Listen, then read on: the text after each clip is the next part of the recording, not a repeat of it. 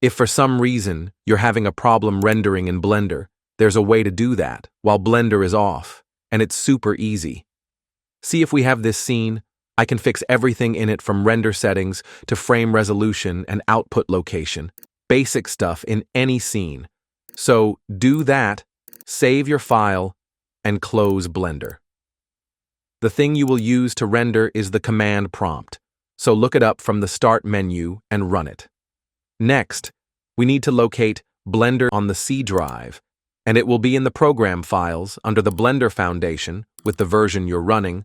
Mine is 4.2, so just click and drag the Blender icon on the command prompt window to add its path. After that, hit the spacebar, then type -B to run Blender in the background. Hit the spacebar again, then drop the path for the file you're working on, and spacebar a third time, then tie -F if you want to render an image or -A for animation render. If you go with image render, you need to assign which frame you want to render. So add another space and type 1 or 30 if we want it in the mid of the timeline, and just hit enter to render this frame. The result will be in the location you assigned inside Blender in the output.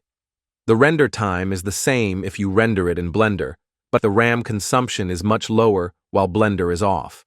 This is not a main fix, more of a quick solution if you're on time schedule and want to get done with the render, but you should always check your RAM and GPU or go with different Blender versions to sort things before working on Blender again. And that's it.